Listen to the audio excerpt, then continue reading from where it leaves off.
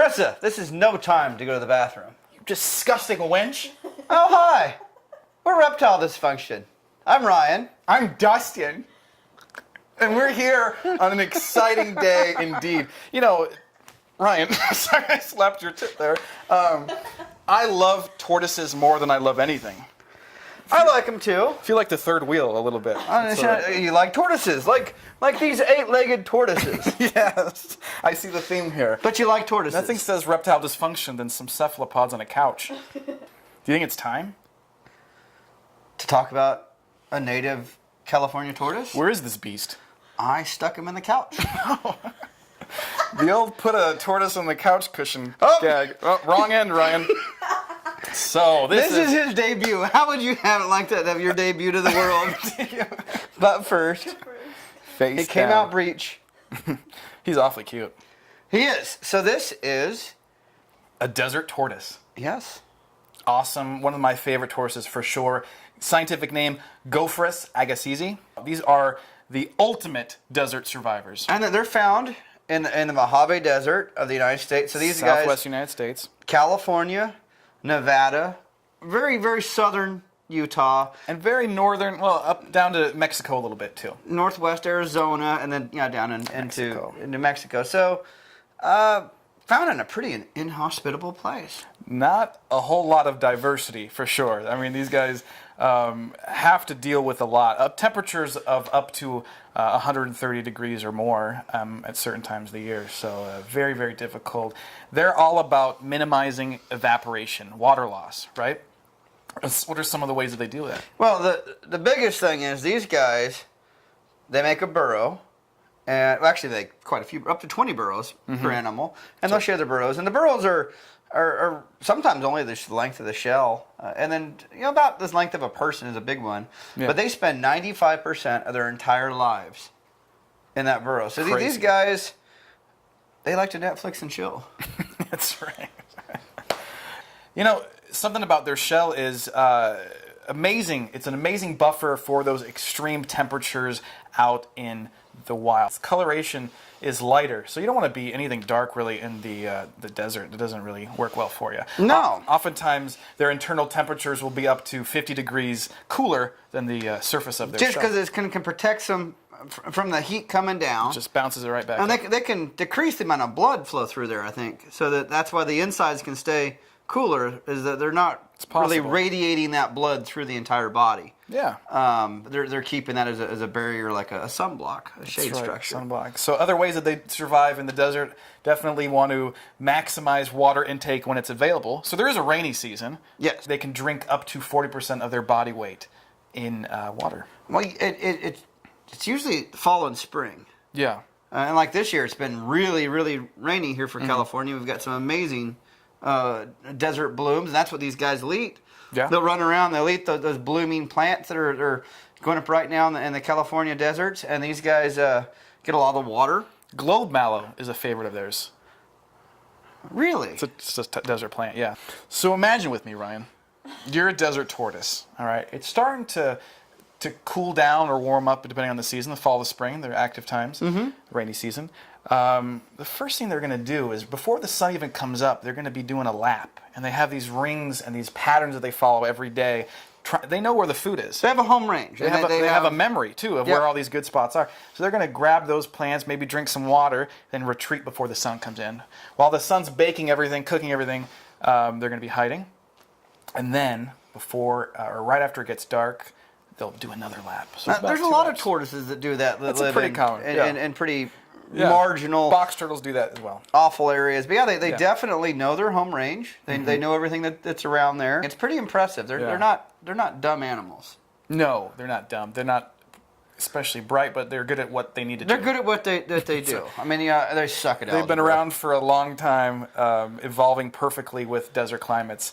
And something interesting about them is, you think about tortoises, you think of very peaceful animals. Oh, look, waking up in the morning, going for a run, going right back. But around the breeding season, the males can get quite aggressive. And we do have to say that this is a male, but it's a very small male. Desert tortoises can get up to about 14 inches or so. Now, I'm trying to show here what you're talking about. They got this part of the lower shell, the plastron that sticks out, called the gular spike. Gular horn spike, yeah. And they will Ram mash, each other. mash each other with it. They will bam.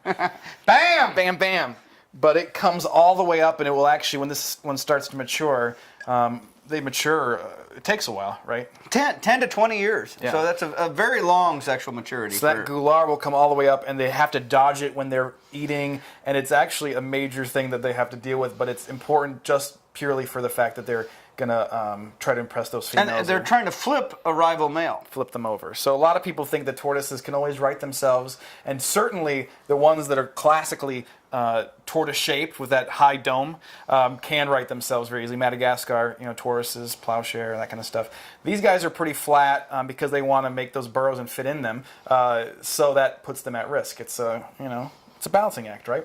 Balancing act. So when they're upside down, they will rock back and forth. Oftentimes they will flip over, but sometimes they're not able to. Sometimes they can't. The sun comes out and it will literally cook them and kill them. Cook them in their own So shell. there's a little bit of a dark side to desert tortoises and some tortoises in general. Very interesting about that. So I've read that their testosterone is something like 100 times normal. Their regular season. It'll just get jacked up, and so they're just. They're ready to go. Yeah. So those burrows are very important to not only desert tortoises, but a little bit on the side, other animals as well. I've seen rattlesnakes and desert tortoises share the same burrow. Definitely a lot of inverts and burrowing owls, fox, things like that, right?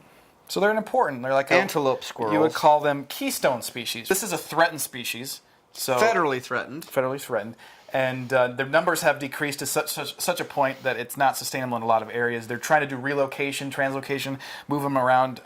But, this is a tortoise that is very negatively affected by humans. Drastic decrease in numbers. From the 1980s to now, you've got about a 90% overall decline in species. So these guys, it's really sad if you read about how they're doing in the wild. Well, you think of how long they've been there and how successful they get, but they have no way to deal with the new pressures, and most of those are human caused. And then they've been here. The desert tortoises have been here before this was even a desert.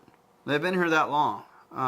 Really? Yeah. When they first the fossil record on these guys was quite a bit before the landscape here was more rainforesty. No, grasslands. Okay. But yeah, the desert tortoise didn't used to live in a desert. Just the neighborhood went bad.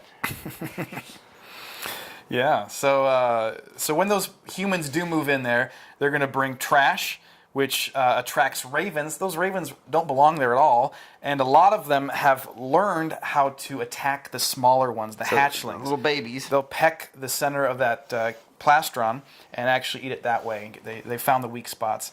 They're killing them in huge numbers. I've been out there and I've seen them take off the hatchlings often to go kill. So that's one way. Another way is urban sprawl. A lot of people are moving out to the desert, Vegas area, all that kind of stuff. They're also putting solar plants out there a lot of times. So they move those tortoises to someplace else.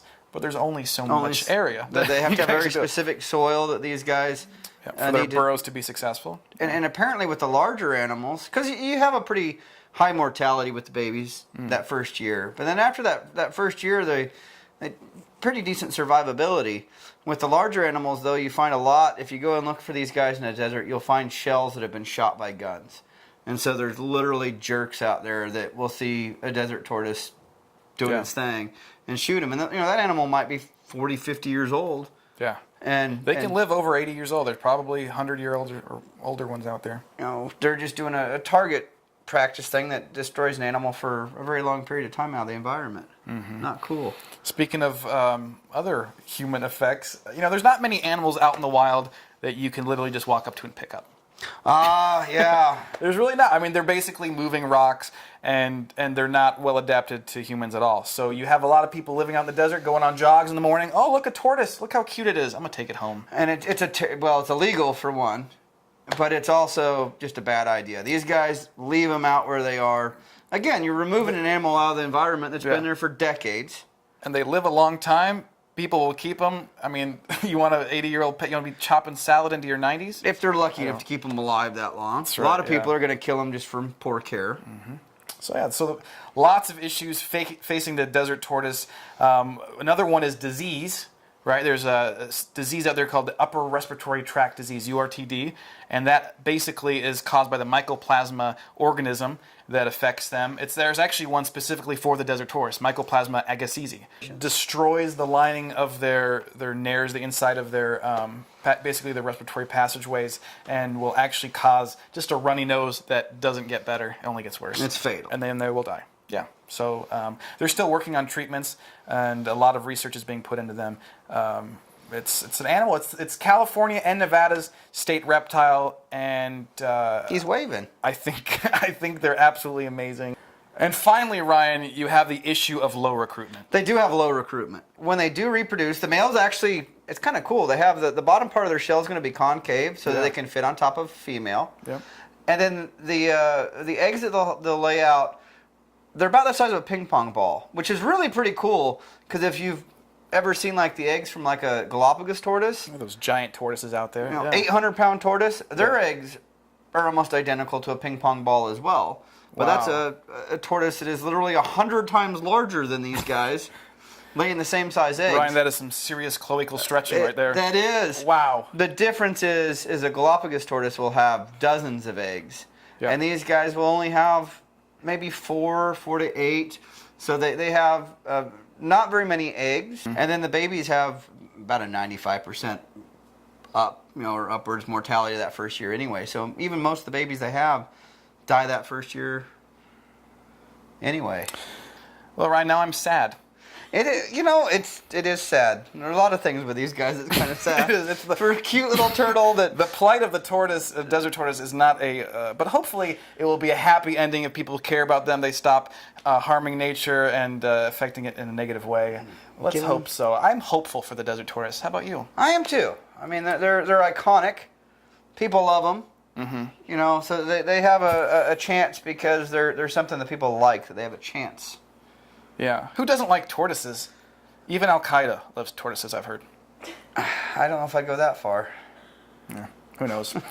Well, hopefully you guys like tortoises, and hopefully we taught you something new about the desert tortoise. Thank you very much for watching. From all of us at Reptile Dysfunction. My name's Dustin. I'm Ryan. Thanks so much. Take care. And be safe.